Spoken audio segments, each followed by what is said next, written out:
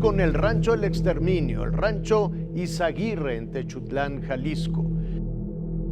Los fileteaban para que se quemara más rápido el cuerpo. Si no hay cuerpo, no hay delito. Lo que comienza como un miércoles de ceniza, un día que representa el inicio de la reflexión y penitencia, pronto se convierte en una historia de terror.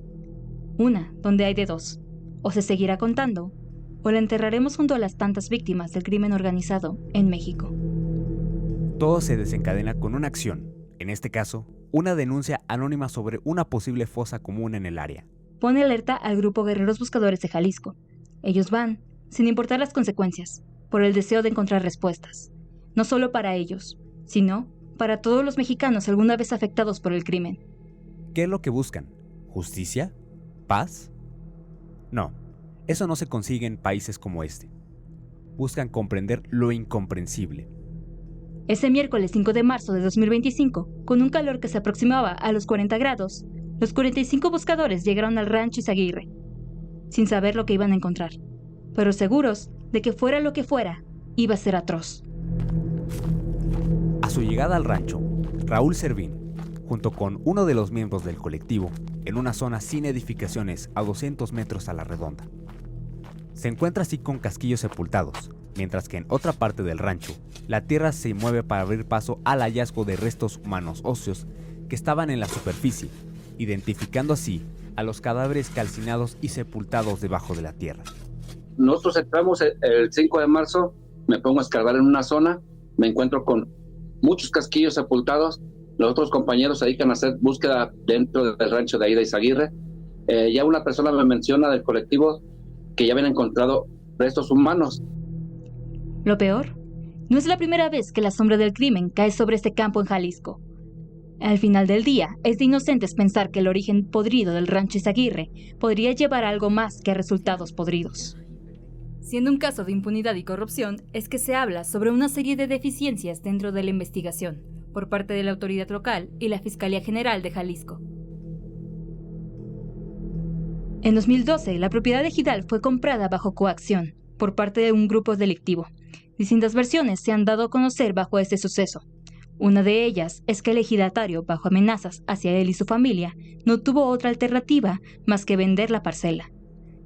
Se sospecha que es en ese momento cuando empezó el reclutamiento por parte del cártel Jalisco Nueva Generación, convirtiendo lo que primeramente fue una tierra de cultivos a un infierno en la perla de Occidente. Para todo aquel que se encontrara en la proximidad, inocente o no, las llamas consumen por igual. Para 2014, Jalisco era el foco de disputa entre el crimen organizado y la lucha de poder, dando paso al control territorial y económico. Algunos eran del norte, otros de municipios vecinos, algunos reclutados en 2017. En 2019, a las afueras de Teuchitlán, el rancho todavía parecía un predio agrícola más, pero las imágenes satelitales muestran el cambio. Primero, aparecieron cercas, luego edificaciones improvisadas, luego zonas de incineración. El campo se convirtió en una prisión sin rejas. Mientras que en el presente, ese 5 de marzo, siguen surgiendo dentro del rancho rastros de lo que pasó ahí dentro. Como si fuera sacado de un archivo histórico sobre un exterminio, aparecen en el área aproximadamente 200 pares de zapatos, prendas de vestir, hasta juguetes. Una colección retorcida donde lo único vivo eran las lágrimas de los buscadores y las cenizas de las víctimas flotando en el aire. Cada metro de este terrible rancho revela algo aún peor, y la tierra manchada de sangre los llevó a descubrir los 3 crematorios improvisados. Prueba del destino de muchos en Izaguirre y el completo desprecio hacia la vida humana. Hombres y mujeres nos quebramos. Tantísimas cosas que se nos pasan por la cabeza. Yo no solo por mi hijo, sino por los demás. Cómo un cuerpo completo queda reducido y ya quemado. No te puedes imaginar todo lo que sentimos en este momento. Servín, buscadores. Es aquí donde surge la pregunta: ¿cómo es que nadie se dio cuenta de esto? ¿O quién se enteró y decidió o fue forzado a callar? Porque al parecer, en estos casos, ni los perros son capaces de llegar a la verdad. Cuando yo estuve ahí eran 230 personas, pero 20 personas de las 200 ya no las volví a ver. Señaló uno de los sobrevivientes que permanece en el anonimato para Milenio Noticias.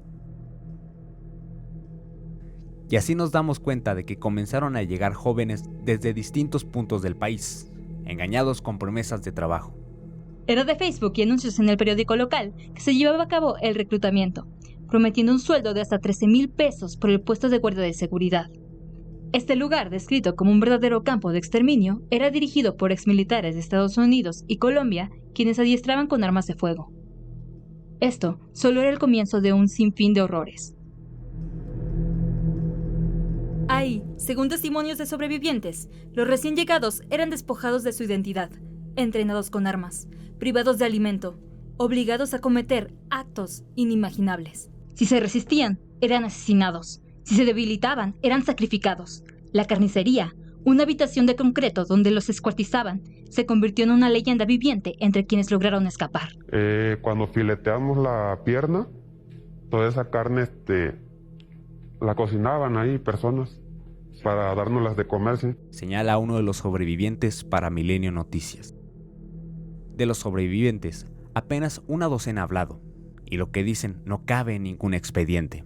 Dicen que dormían sobre lonas, que comían carne humana, que los débiles eran llevados a la carnicería y nunca regresaban, que eran entrenados por exmilitares como si fueran perros. Un sueldo prometido de 13,000 pesos se convertía en una condena de la que muy pocos salían. ¿Y qué pasa con los cuerpos? Si no hay cuerpo, no hay delito. Los cuerpos se deshacían entre ladrillos calientes, uno tras otro. El horno de gran tamaño era utilizado para incinerar los cuerpos. Entre 3 a 4 cuerpos eran incinerados juntos. La triste realidad es que si alguna vez cruzaron palabras, si eran amigos, o solamente personas que no corrieron con la misma suerte que otras, nunca lo sabremos, porque a pesar de todo lo que hoy se sabe del rancho, la verdad absoluta nunca se contará. Nosotros los llamamos hornos, porque encontramos un lugar donde quemaban a las personas. Ellos esperaban ver otro tipo de hornos, pero nosotros vimos que construyeron en la tierra, con muros de ladrillos, y ahí los quemaban en la tierra y luego los tapaban. Pero incluso el horror tiene burocracia. Entre las ruinas del rancho donde los huesos crujen bajo las suelas como grava seca, también apareció un cuaderno. Mira, les ponían apodos. Recluta 74, 59 hombres y 9 mujeres. Rambito, Lucy, Palomo, Tiffany, Shaggy. Jarocho. Son algunos de los sobrenombres grabados como sentencias, escritos en la tinta que ya no se borra del alma. Más de 150 nombres y apodos a mano, con fechas de ingreso, lugares de origen y, a veces, una sola palabra al costado. Muerto, desaparecido, transferido. No había firmas, solo iniciales, repetidas una y otra vez como un eco sin fin.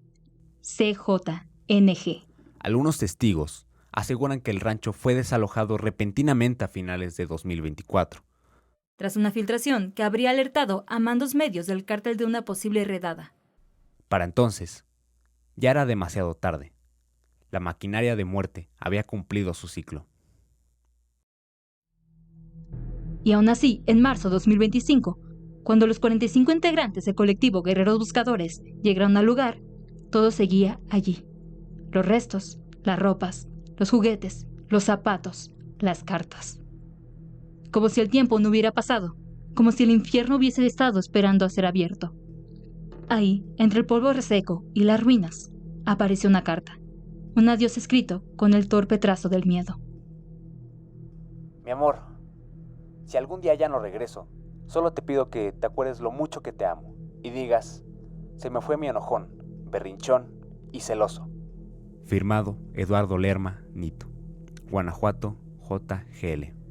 Ese es quizá el fragmento más puro de humanidad que ha salido de ese campo maldito. Hoy, el rancho Izaguirre está acordonado, pero no por la justicia, sino por el silencio. Hay cinta amarilla, hay restos bajo tierra, hay titulares, pero no hay culpables. No hay detenidos, no hay juicios, ni uno. El campo fue, durante 5 años, una fábrica de muerte, con turnos, con reglas, con sistemas, a veces con uniforme, otras con solo una cobija y una orden: resistir o morir. Queda preguntarse, ¿cuántos otros ranchos Izaguirre hay ocultos en la vastedad de México? ¿Cuántos más operan con la complicidad del miedo y la omisión? ¿Quién vigila los hornos cuando el Estado cierra los ojos? Los buscadores, esos hombres y mujeres rotos que enfrentan al lodo con una pala en la mano y el nombre de su hijo en la boca, seguirán cavando. Porque aunque el país se empeñe en olvidar, ellos no pueden. Porque como dijo una madre, ahí, en medio de los escombros, señalando los juguetes derretidos, no es tierra lo que buscamos, es verdad, es justicia, es a nuestros muertos. Alguna vez ahí se sembraba maíz. Hoy se cosechan huesos, y lo más aterrador es que el país aprendió a vivir con eso. Ese país donde hasta los niños desaparecen sin dejar huella. Y cuando la verdad por fin sale a la luz, lo único que queda es ceniza. En un silencio ensordecedor. Aquí no hay finales, solo madres que hablan al polvo, abrazan zapatos y recogen pedazos quemados con la esperanza, absurda, invencible, de que alguno sea su hijo.